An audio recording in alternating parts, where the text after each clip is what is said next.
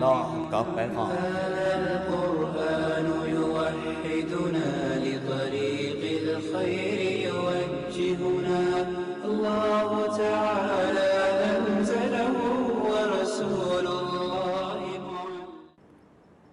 نحمدہ و نصلی علی رسولہ الکریم، اما بعد فاعوذ باللہ من الشیطان الرجیم، بسم اللہ الرحمن الرحیم۔ وَلَوْ شَاءَ رَبُّكَ لَآمَنَ مَنْ فِي الْأَرْضِ كُلُّهُمْ جَمِيعًا أَفَأَنْتَ تُكْرِهُ النَّاسَ حَتَّى يَكُونُوا مُؤْمِنِينَ صدق اللہ العظیم۔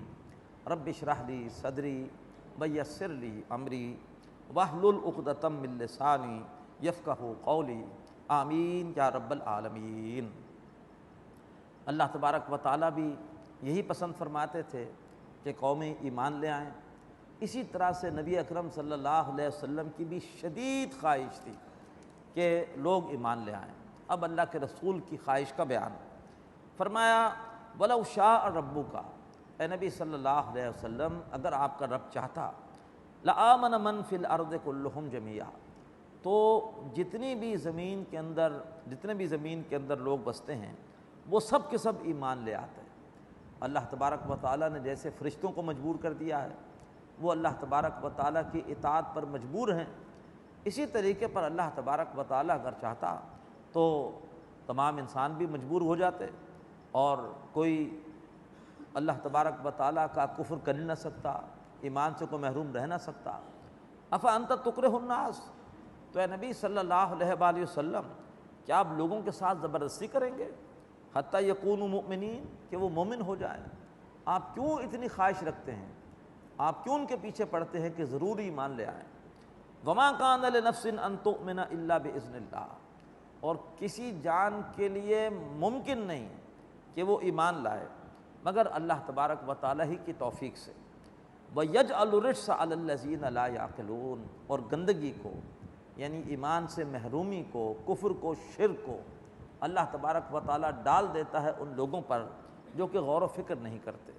تھوڑا سا غور و فکر کریں، آیات الہی پر غور کریں، آیات آفاقی پر، آیات قرآنیہ پر، آیات انفسی پر، آیات تاریخی پر، آیات آفاتی پر، کسی پر غور کریں تو غور و فکر سے ان کو اللہ تعالیٰ یاد آ سکتا ہے، اللہ کی معرفت ان کے وجود کے اندر موجود ہے، ان کا دل نور ایمان سے منور ہو سکتا ہے۔ لیکن جو غور و فکر نہیں کرتے، اللہ تعالیٰ ان پر ہی بے ایمانی کی گندگی ڈال دیتا ہے۔ فرمایا یہاں پر گندگی کا لفظ آیا ہے، وَيَجْعَلُ الرِّجْسَ عَلَى الَّذِينَ لَا يَعْقِلُونَ، اللہ تبارک و تعالیٰ ایمان سے محرومی کی گندگی ان لوگوں پر ڈالتا ہے جو غور و فکر نہیں کرتے۔ اب آیات آفاقی کی طرف اشارہ، قُلِ انظُرُوا، اے نبی ان سے کہیے دیکھو تو صحیح، ماذا فی السماوات والارض، ارے کیا کچھ ہے آسمانوں اور زمین میں، دیکھو تو صحیح، وہ کتنا وسیع آسمان ہے، کس نے بنایا ہے؟ کیسی وسیع زمین ہے، کس نے بنائی ہے؟ وہ اتنا عظیم سورج ہے، روز طلوع ہوتا ہے، روز غروب ہو رہا ہے، اتنا باقاعدگی سے حرکت کر رہا ہے، کس نے بنایا؟ یہ ہر مہینے چاند آ جاتا ہے اور کس طرح اس کا خاص نظام ہے، ایک ڈسپلن ہے اس کا، کس نے بنایا ہے؟ یہ بارشیں کون برساتا ہے اور یہ بادل کون لے کر آتا ہے؟ اور یہ زمین سے طرح طرح کے ذائقے کے پھل اور سبزیاں اور اناج یہ کون اگاتا ہے؟ اور یہ ٹھاٹے مارتے ہوئے سمندر کس نے بنائے ہیں؟ یہ ہوائیں کس نے چلائی ہیں؟ یہ سمندروں کے اندر کشتیاں کون رواں رکھے ہوئے ہیں؟ فرمایا قُلِ انظُرُوا، ارے دیکھو تو صحیح، ماذا فی السماوات والارض، کیا کچھ ہے آسمانوں اور زمین میں۔ وما تغنی الآیات والنذر عن قوم لا یؤمنون، لیکن ہماری یہ نشانیاں اور ہمارا یہ خبردار کرنا ان لوگوں کو کوئی فائدہ نہیں دیتا جو کہ ایمان لانا نہیں چاہتے۔ فَهَلْ يَنْتَظِرُونَ إِلَّا مِثْلَ أَيَّامِ الَّذِينَ خَلَوْا مِنْ قَبْلِهِمْ، پھر وہ کس چیز کا انتظار کر رہے ہیں مگر انہی طرح کے دنوں کا جیسے کہ دن ان لوگوں پر آئے جو ان سے پہلے گزرے ہیں۔ یہ چاہتے ہیں کہ ہم پر بھی ایسے دن آئیں جیسے دن کے عذاب کے قوم نوح پر آئے تھے، قوم ہود پر آئے تھے، قوم صالح پر آئے تھے۔ قُلْ فَانْتَظِرُوا، اے نبی ان سے کہیے پھر انتظار کرو، انی معکم من المنتظرین، بے شک میں بھی تمہارے ساتھ انتظار کرنے والوں میں سے ہوں۔ اللہ کے رسول کے لیے خوشخبری ہے، تسلی ہے۔ ثم ننجی رسولنا، اور پھر ہم بچا لیتے ہیں اپنے رسولوں کو، والذین آمنوا، اور ان لوگوں کو جو کہ ایمان لائے، کذالک حقا علینا ننجی المؤمنین، اسی طرح سے ہم پر لازم ہے مومنوں کو بچا لینا، محفوظ رکھ لینا۔ قل یا ایھا الناس، اب اس کے بعد پھر مشرکین مکہ کی اس پیشکش کی طرف اشارہ کہ وہ بار بار کہتے تھے مکی دور کے آخر میں کہ محمد جھگڑا ختم کر دو، ہم کچھ عرصے تمہارے ساتھ تمہارے معبود واحد کی عبادت کرتے ہیں، تم اتنے عرصے ہمارے ساتھ ہمارے معبودوں کی عبادت کرو۔ جواب دیا گیا، سورہ انعام میں تو بار بار اس پیشکش کو رد کیا گیا، یہاں بھی فرمایا قل یا ایھا الناس، اے نبی کہیے کہ لوگو، ان کنتم فی شک من دینی، اگر تم میرے دین کے حوالے سے شک میں ہو، فلا اعبد الذین تعبدون من دون اللہ، تو کان کھول کے سن لو، میں ہرگز عبادت نہیں کروں گا ان کی جن کی تم عبادت کرتے ہو اللہ کے سوا، ولکن اعبد اللہ الذی یتوفاکم، اور لیکن میں تو عبادت کروں گا اس اللہ تبارک و تعالیٰ کی جو کہ تمہیں وفات دے گا، جو تمہیں اٹھائے گا، جس کے ہاتھ میں تمہاری موت ہے۔ وَأُمِرْتُ أَنْ أَكُونَ مِنَ الْمُؤْمِنِينَ، اور مجھے حکم دیا گیا ہے کہ میں ہو جاؤں ایمان لانے والوں میں سے۔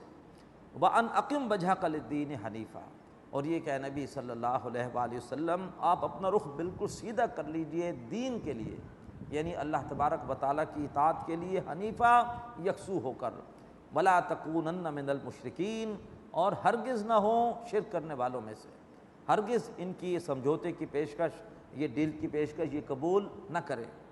وَلَا تَدْعُوا مِن دُونِ اللَّهِ مَا لَا يَنفَعُكَ وَلَا يَضُرُّكَ، اور آپ ہرگز نہ پکاریں اللہ کے سوا اس کو جو نہ آپ کو نفع دے سکے اور نہ ہی آپ کو نقصان پہنچا سکے۔ فَإِن فَعَلْتَ، اور بالفرض اگر آپ نے ایسا کیا، حالانکہ سوال ہی پیدا نہیں ہوتا کہ نبی اکرم صلی اللہ علیہ وسلم اللہ کے سوا کسی اور کو پکاریں۔ پھر نوٹ کیجئے کہ بظاہر گفتگو کا رخ اللہ کے رسول کی طرف ہے، سنایا ان کو جا رہا ہے جو آپ پر کوئی کمپرومائز کے لیے، سمجھوتے کے لیے، ڈیل کے لیے دباؤ ڈال رہے تھے۔ فَإِن فَعَلْتَ، اور اگر بالفرض آپ نے ایسا کیا کہ آپ نے اللہ کے سوا کسی اور کو پکارا، فَإِنَّكَ إِذًا مِّنَ الظَّالِمِينَ، تو بے شک پھر آپ بھی صورت میں ہو جائیں گے نا انصافی کرنے والوں میں سے۔ وَإِن يَمْسَسْكَ اللَّهُ بِضُرٍّ فَلَا كَاشِفَ لَهُ إِلَّا هُوَ، اور اگر اے نبی صلی اللہ علیہ وسلم اللہ تبارک و تعالیٰ آپ کو کوئی تکلیف پہنچائے تو اسے سوائے اللہ کے کوئی بھی دور کرنے والا نہیں ہے۔ وَإِن يُرِدْكَ بِخَيْرٍ، اور اگر اللہ تعالیٰ آپ کے بارے میں کسی بھلائی کا فیصلہ فرمائے، فَلَا رَادَّ لِفَضْلِهِ، تو اس اللہ تعالیٰ کے فضل کو کوئی روکنے والا نہیں ہے۔ یصیب بہ من یشاء من عبادہ، اور وہ اپنا فضل اپنے بندوں میں سے جس کو چاہتا ہے پہنچاتا ہے۔ وَهُوَ الْغَفُورُ الرَّحِيمُ، اور وہ اللہ تعالیٰ بہت بخشنے والا اور بہت رحم فرمانے والا ہے۔ یہ اس طرح کی آیتیں شرک کی جڑ کاٹ دیتی ہیں۔ بڑا شدید خطرہ تھا کہ ہم بھی یہودیوں اور عیسائیوں کی طرح اپنے نبی کے ساتھ ظلم کرتے اور ہم بھی ان کے بعد ان کو اللہ تعالیٰ کے ساتھ شریک کر دیتے۔ قرآن مجید میں اس طرح کی آیتیں بتا رہی ہیں کہ اللہ کے رسول بہت اونچے ہیں، بہت اونچے ہیں، بہت اونچے ہیں، لیکن ہیں اللہ کے بندے، اور اصل اختیار اللہ تبارک و تعالیٰ کے پاس ہے۔ اگر اللہ تعالیٰ آپ صلی اللہ علیہ وسلم کو بھی کوئی تکلیف پہنچائے تو اس تکلیف کو سوائے اللہ کے کوئی دور نہیں کر سکتا، آپ اللہ تعالیٰ کے سامنے بے بس ہیں۔ اور اگر اللہ تبارک و تعالیٰ آپ کو کوئی کامیابی دے، بھلائی دے، تو اللہ تعالیٰ کے اس فضل کو کوئی روک نہیں سکتا۔ اللہ تبارک و تعالیٰ اپنے حبیب کو خوب نوازے گا، خوب نوازے گا۔ فرمایا قل یا ایھا الناس، اے نبی کہہ دیجئے کہ لوگو، قد جاءکم الحق من ربکم، تمہارے پاس تمہارے رب کی طرف سے حق آ پہنچا۔ فمن اہتدی فانما یہتدی لنفسہ، تو جو کوئی بھی ہدایت پر آیا بس وہ ہدایت پر آیا اپنے ہی بھلے کو۔ ومن ضل، اور جو کوئی بھٹک گیا، فانما یضل علیہا، تو وہ بھٹک گیا اپنے ہی خلاف، اس کا نقصان اسی کو پہنچے گا۔ جو کچھ تمہیں بتایا جا رہا ہے تمہارے بھلے کو بتایا جا رہا ہے، اگر تم ہدایت پر آؤ گے فائدہ تمہیں ملے گا، بتانے والے کا اس میں کوئی مفاد نہیں ہے، اور اگر جو بھٹک گیا تو اس کا نقصان بھی اسی کو ہوگا۔ وما انا علیکم بوکیل، اور میں تمہارے اوپر کوئی ذمہ دار نہیں۔ واتبع ما یوحی الیک، اے نبی صلی اللہ علیہ وآلہ وسلم پیروی کرتے رہیے اس کلام کی جو آپ کی طرف وحی کیا جاتا ہے۔ وصبر، اور ڈٹے رہیے، حتیٰ یحکم اللہ، یہاں تک کہ اللہ تعالیٰ فیصلہ کر دے کہ کون حق پر ہے کون باطل پر ہے۔ صبر کیجئے، ڈٹے رہیے یہاں تک کہ اللہ فیصلہ فرما دے۔ وَهُوَ خَيْرُ الْحَاكِمِينَ، اور وہ بہترین فیصلہ فرمانے والا ہے۔ سورہ ہود، بسم اللہ الرحمن الرحیم، الف لام را، کتاب احکمت آیات۔ یہ کتاب قرآن مجید وہ ہے کہ جس کی آیات کو پہلے پختہ کیا گیا، ثم فصلت، اور پھر انہیں کھولا گیا، من لدن حکیم خبیر، اس ہستی کی طرف سے جو کمال حکمت والی اور باخبر ہے۔ یعنی پہلے جو قرآن مجید کی آیتیں نازل ہوئیں وہ ہیں ترتیب تلاوت کے اعتبار سے قرآن مجید کے آخر میں، آخری پاروں میں، لیکن وہ آیتیں چھوٹی چھوٹی ہیں لیکن ہیں بڑی جامع، بڑی پروفاؤنڈ، اور جو کہا جاتا ہے کہ دریا کو کوزے میں بند کرنا، بلا شبہ وہ کیفیت ہے کہ جو ہے وہ چھوٹی چھوٹی آیتوں میں بڑے گہرے مضامین ہیں۔ بعد میں پھر جو صورتیں نازل ہوئیں ان میں رفتہ رفتہ ان مضامین کو مزید وضاحت کے ساتھ، تفصیل کے ساتھ بیان کیا گیا۔ تو یہ جو قرآن مجید کے نزول کا اسلوب ہے، اللہ نے سورہ ہود کی پہلی آیت میں اسی کی وضاحت کی کہ کتاب احکمت آیاتہ، قرآن مجید وہ کتاب ہے کہ جس کی آیتوں کو پختہ کیا گیا، ثم فصلت، اور پھر واضح کیا گیا، من لدن حکیم خبیر، اس ہستی کی طرف سے جو کمال حکمت والی اور باخبر ہے۔ اب قرآن مجید کی دعوت کیا ہے؟ اللہ تعبدوا الا اللہ، کہ تم اللہ تبارک و تعالیٰ کے سوا کسی اور کی بندگی نہ کرو، اننی لکم منہ نذیر و بشیر، اور بے شک میں تمہارے لیے اس اللہ تعالیٰ کی طرف سے خبردار کرنے والا ہوں اور بشارت دینے والا ہوں۔ دو شانیں ہیں جو ہے وہ اللہ کے رسول کی، نافرمانوں کو خبردار کرنا اور فرما برداروں کو بشارت دینا۔ وَأَنِ اسْتَغْفِرُوا رَبَّكُمْ، اور یہ کہ تم اپنے رب سے بخشش مانگو، ثُمَّ تُوبُوا إِلَيْهِ، اور پھر اسی کی طرف پلٹ جاؤ۔ يُمَتِّعْكُمْ مَتَاعًا حَسَنًا إِلَىٰ أَجَلٍ مُّسَمًّى، وہ تمہیں بہت ہی عمدہ فائدہ پہنچائے گا ایک معینہ مدت تک کے لیے۔ بہرحال معینہ مدت ہے، یہاں سے ہر ایک نے جانا ہے، ہر ایک نے مرنا ہے، لیکن اگر تم رب کے علاوہ کسی اور کی بندگی نہیں کرو گے، رب کے حضور بخشش مانگو گے اور اس کے طرف پلٹ جاؤ گے، تو اللہ تبارک و تعالیٰ تمہیں ایک معینہ مدت تک کے لیے بہت ہی عمدہ ساز و سامان دے گا۔ وَيُؤْتِ كُلَّ ذِي فَضْلٍ فَضْلًا، اور جو بھی صاحب فضل ہے اللہ تبارک و تعالیٰ اسے اس کے حصے کا فضل عطا فرمائے گا۔ وَإِن تَوَلَّوْا، اور اگر تم پھر گئے، اگر تم نے یہ دعوت قبول نہ کی، فَإِنِّي أَخَافُ عَلَيْكُمْ عَذَابَ يَوْمٍ كَبِيرٍ، تو بے شک میں تمہارے بارے میں خوف رکھتا ہوں ایک بڑے دن کے عذاب کا۔ إِلَى اللَّهِ مَرْجِعُكُمْ، اللہ ہی کی طرف تمہارا لوٹنا ہے۔ وَهُوَ عَلَىٰ كُلِّ شَيْءٍ قَدِيرٌ، اور وہ اللہ تبارک و تعالیٰ ہر چیز پہ قدرت رکھتا ہے۔ یہ ہے وہ 3 آیات میں، آیت نمبر 2 سے لے کے آیت نمبر 3 تک قرآن مجید کی دعوت کا خلاصہ۔ اب جو سرداران قریش تھے اس دعوت کو سنتے تھے، لیکن اس کے بعد جس انداز سے وہ ریئیکٹ کرتے تھے اللہ تبارک و تعالیٰ اس کا نقشہ کھینچ رہا ہے۔ فرمایا الا انہم یسنون صدورہم لیستخفوا من، آگاہ رہو کہ بے شک وہ اپنے سینوں کو دہرا کرتے ہیں تاکہ اللہ کے رسول سے اصل حقیقت کو چھپائیں۔ بظاہر ان پر اس دعوت کا اثر ہوتا تھا، لیکن وہ ایسے تاثرات دیتے تھے اپنی باڈی لینگویج سے کہ جیسے ان پر کوئی اثر نہیں ہوا، تو لہٰذا ایک دم اپنے سینوں کو دہرا کرتے تھے تاکہ اللہ کے رسول پر یہ تاثر ڈالیں کہ تمہاری باتوں کا ہم پر کوئی اثر نہیں ہوگا۔ الا حین یستغشون ثیابہم، اور جان لو کہ جب وہ اپنے کپڑے اپنے اوپر اوڑھتے ہیں، یعنی پھر کیا کرتے تھے، بس اللہ کے رسول کی بات سنی اور ایسے تاثر دیا جیسے کہ انہیں اس بات سے جو ہے وہ خوشی نہیں ہوئی، کوئی اس کا ان پر اثر نہیں ہوا۔ اس کے بعد انہوں نے اپنی چادر اپنے سر پر ڈالی اور یہ کہ اکڑتے ہوئے جو ہے وہ حقارت کے ساتھ چلے گئے۔ فرمایا جان لوگ جب وہ اپنے کپڑے اپنے اوپر اوڑھتے ہیں، یعلم ما یسرون وما یعلنون، تو اللہ تعالیٰ جانتا ہے کہ وہ کیا چھپا رہے ہیں اور کیا وہ ظاہر کر رہے ہیں۔ بظاہر وہ کوئی اور امپریشن دیں، اصل حقیقت کیا ہے اللہ تو جانتا ہے۔ کیوں؟ انہ علیم بذات الصدور، اس لیے کہ بے شک اللہ تعالیٰ تو جانتا ہے جو کچھ کے سینوں میں ہے۔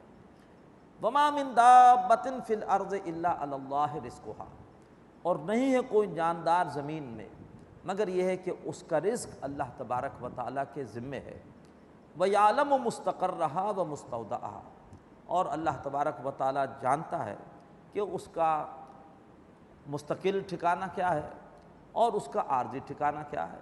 ہر جاندار کے بارے میں اللہ نے پوری خبر رکھی ہوئی ہے۔ کس جاندار کو کل کیسے روزی دینی ہے اللہ نے پہلے سے انتظام کر رکھا ہے، اور یہ ہے کہ کون سا جاندار اس وقت کس جگہ پر ہے، اس کا اصل گھونسلہ کہاں ہے، اس کا بل کہاں ہے، اس کا اصل مکان کہاں ہے، اس کا غار کہاں ہے، سب اللہ تبارک و تعالیٰ کو پتہ ہے۔ اس وقت کوئی شخص دنیا کے کس حصے میں ہے لیکن اس کا پرماننٹ ریزیڈنس کہاں ہے سب اللہ کو پتہ ہے، تو جانتا ہے اس کے مستقل ٹھکانے کو بھی اور اس کے عارضی ٹھکانے کو بھی۔ کل فی کتاب مبین، ہر شے ایک واضح کتاب میں لکھی ہوئی ہے۔ اب ایک مشکل آیت آ رہی ہے قرآن مجید کی، فرمایا وَهُوَ الَّذِي خَلَقَ السَّمَاوَاتِ وَالْأَرْضَ فِي سِتَّةِ أَيَّامٍ، اور وہی ہے کہ جس نے بنایا آسمانوں کو اور زمین کو 6 دنوں میں۔ یہ بات اس سے پہلے بھی آ چکی ہے، مراد یہ ہے کہ 6 اسٹیپس میں، 6 مراحل میں۔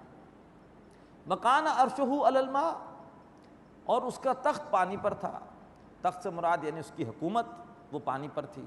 اب یہ مشکل مقام ہے، اس سے مراد کیا ہے، لیکن ایک مفسرین نے اس کی توجیہ یہ کی کہ یہ کائنات اصل میں بنی ہے اللہ تبارک و تعالیٰ کے کلمہ کن سے۔ اللہ تبارک و تعالیٰ نے کلمہ کن کہا ہو جا، اور سب سے پہلے ایک ٹھنڈا نور وجود میں آیا۔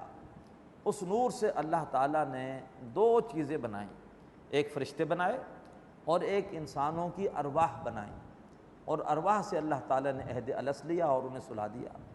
پھر نہ جانے کتنے عرصے بعد اللہ تعالیٰ نے پھر کہا کن، اور اس کے بعد بڑے بڑے جلتے ہوئے آتشی کرے وجود میں آئے۔ اس وقت اللہ تبارک و تعالیٰ نے آگ سے جنات کو بنایا۔ یہ قرآن سے ثابت ہے کہ جنات کی تخلیق انسانوں سے پہلے ہوئی ہے۔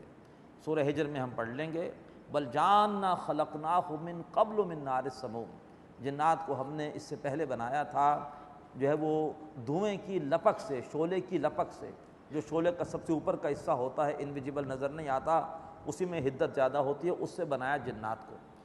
اب وہ آتشی کرے پھر رفتہ رفتہ ٹھنڈے ہونا شروع ہوئے۔ انہی میں سے ایک یہ آتشی کرہ جلتا ہوا کرہ یہ زمین بھی تھی، یہ ٹھنڈی ہونا شروع ہوئی اور اس میں سے بخار اٹھ کر گئے جو ہے وہ اوپر کی طرف، اور اوپر جا کر وہ کنڈینس ہوتے گئے، اور کنڈینس ہونے کے بعد پھر وہ زمین کے اوپر برسے۔ اب جب وہ گرم زمین کے اوپر برسے تو پہلے تو زمین کے اوپر پانی ہی پانی ہو گیا، اور پھر بعد میں ایسا ہوا کہ گرم زمین پر پانی پڑنے سے کچھ حصے سکڑ گئے، کچھ حصے ابھر گئے۔ جو سکڑ گئے وہاں نشیب وجود میں آیا، وہاں پر سمندر بن گئے، اور جو حصے ابھر گئے وہاں پر خشکی وجود میں آ گئی۔ تو بہرحال ایک وقت ایسا تھا کہ وہ جو پانی برسا ہے اس پانی کی وجہ سے زمین پر پانی ہی پانی تھا، اور گویا اس وقت اللہ تعالیٰ کی حکومت پانی پر تھی۔ پھر کچھ عرصے بعد اس پانی کے وجہ سے گرم زمین میں پانی پڑا ہے تو نشیب اور فراز وجود میں آئے۔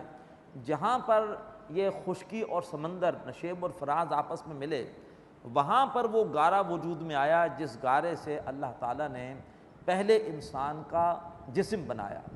اس جسم میں اللہ تعالیٰ نے اس کی روح ڈالی، اور پھر فرشتوں کو حکم دیا کہ اس کو سجدہ کرو، ان سب نے سجدہ کیا سوائے ابلیس کے۔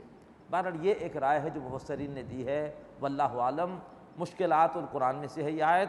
فرمایا وَكَانَ عَرْشُهُ عَلَى الْمَاءِ، اور یہ ہے کہ ایک وقت تھا کہ اللہ تعالیٰ کی حکومت، اس کا تخت پانی پر تھا۔ لِيَبْلُوَكُمْ أَيُّكُمْ أَحْسَنُ عَمَلًا، اللہ نے یہ کائنات کیوں بنائی ہے؟ یہ کائنات اللہ نے بنائی ہے تمہارے لیے، نہ تو زمین کے لیے ہے نہ آسماں کے لیے، جہاں ہے تیرے لیے، تو نہیں جہاں کے لیے۔ یہ کائنات تمہارے لیے بنی ہے، الدنیا خلقت لکم، لیکن تمہیں اللہ نے بنایا ہے کس کے لیے؟ آخرت کے لیے۔ الدنیا خلقت لکم وانتم خلقتم للآخرہ لیبلوکم ایکم احسن عملا، تاکہ اللہ تعالیٰ تمہیں آزمائے کہ تم میں سے کون عمل کے اعتبار سے اچھا ہے۔ دنیا تمہارے لیے ہے، دنیا تمہارے لیے مسخر کر دی گئی ہے، لہٰذا تم اس دنیا سے فائدہ اٹھاؤ، لیکن اس کے بعد اللہ یہ دیکھے گا کہ فائدہ اٹھانے کے بعد تم نے کیا کیا ہے۔ نعمتیں تم نے اللہ کی استعمال کی، لیکن اس کے بعد تم نے کہنا کس کا معنی، اللہ کا معنی یا اللہ کے باغی، اللہ کے دشمن شیطان کا معنی؟ تو فرمایا یہ زمین و آسمان اللہ نے بنائے 6 دنوں میں، کیوں بنائے؟ لِيَبْلُوَكُمْ أَيُّكُمْ أَحْسَنُ عَمَلًا، تاکہ اللہ تعالیٰ تمہیں آزمائے کہ تم میں سے کون عمل کے اعتبار سے اچھا ہے۔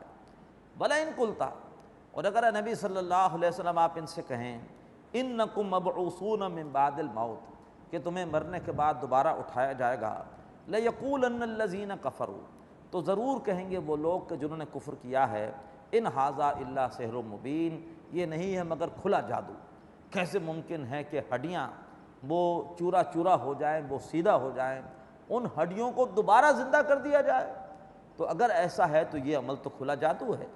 وَلَئِنْ أَخَّرْنَا عَنْهُمُ الْعَذَابَ، اور اگر ہم ان سے عذاب کو ٹال دیں، إِلَىٰ أُمَّةٍ مَعْدُودَةٍ، ایک معینہ مدت تک کے لیے، کچھ عرصے تک کے لیے، لَيَقُولُنَّ، اب وہ ضرور کہنے لگیں گے، مَا يَحْبِسُ، کہ اس عذاب کو کس نے روک دیا ہے؟ ہم نے تو نبی کی بات نہیں مانی، قرآن کی بات نہیں مانی، ہم پہ عذاب کیوں نہیں آ رہا؟ الا یوم یاتیہم، جان لو کہ وہ دن کہ جس روز ان پر عذاب آئے گا، لیس مصروفا عنہم، تو عذاب ان پر سے ٹالا نہ جا سکے گا، وحاق بہم ما کانوا بہ یستہزئون، اور انہیں وہی چیز گھیر لے گی کہ جس کو وہ مذاق سمجھتے رہے۔ وَلَئِنْ أَذَقْنَا الْإِنسَانَ مِنَّا رَحْمَةً، اور اگر ہم انسان کو اپنی طرف سے رحمت کا مزہ چکھاتے ہیں، ثُمَّ نَزَعْنَاهَا مِنْهُ، اور پھر ہم وہ رحمت اس سے چھین لیتے ہیں، إِنَّهُ لَيَئُوسٌ کفور، تو بے شک انسان یہ بہت ہی مایوس اور ناشکرا ہو جاتا ہے، اور جو ہے وہ اللہ تبارک و تعالیٰ سے شکوے شکایتیں کرتا رہتا ہے کہ ہمارے ہاں تو کبھی خیر آتی نہیں، ہمیں تو کوئی اچھی خبر راس آتی نہیں، ہمارے ساتھ تو یہ ہو گیا، یہ ہو گیا، یہ ہو گیا۔ وَلَئِنْ أَذَقْنَاهُ نَعْمَاءَ بَعْدَ ضَرَّاءَ مَسَّتْهُ، اور اگر ہم اسے چکھائیں نعمت اس تکلیف کے بعد جو اس کو پہنچی ہے، لَيَقُولَنَّ، اب وہ ضرور کہے گا، ذَهَبَ السَّيِّئَاتُ عَنِّي، میری تمام جو برائیاں تھیں، پریشانیاں تھیں، وہ دور ہو گئیں، إِنَّهُ لَفَرِحٌ فَخُورٌ، بے شک وہ اترانے والا اور شیخی بگاڑنے والا بن جاتا ہے۔ یعنی دونوں صورتیں اس سے ہضم نہیں ہوتی، تکلیف آئے تو واویلا کرے گا، شکایتیں کرے گا، اور اگر نعمت مل جائے تو پھر اچھلنے لگے گا، اترائے گا۔ ہونا کیا چاہیے؟ ہونا یہ چاہیے کہ بہار ہو کہ خزاں لا الہ الا اللہ، چاہے تکلیف ہو تب بھی انسان اس کو جو ہے وہ برداشت کرے، اور اللہ تعالیٰ کے ہر فیصلے پر راضی رہے، راضی برضائے رب۔ اللہ نے نعمت دی تھی، اللہ نے لے لیے، اور اگر نعمت آئے تو بجائے اترانے کے اس کی کیفیت یہ ہو کہ یہ اس نعمت کے آنے میں میرا اپنا کوئی کمال نہیں ہے، یہ اللہ تبارک و تعالیٰ کی عطا ہے۔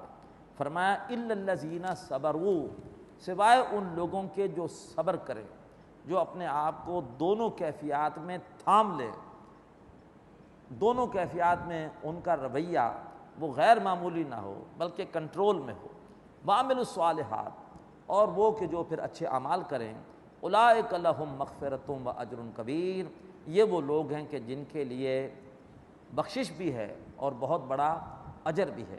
اللہ تبارک و تعالی ہمیں یہی کیفیت عطا فرمائے کہ دنیا میں اللہ تعالیٰ کبھی نعمتیں دیتا ہے اور کبھی اللہ تبارک و تعالیٰ مشکلات دیتا ہے، یہ دونوں کی دونوں اللہ کی طرف سے امتحانات اور آزمائش کی صورتیں ہیں۔ نعمت کا دیا جانا شکر کا امتحان ہے، اور نعمت کا زوال یہ صبر کا امتحان ہے۔ اللہ تعالیٰ ہمیں صبار اور شکور بنائے۔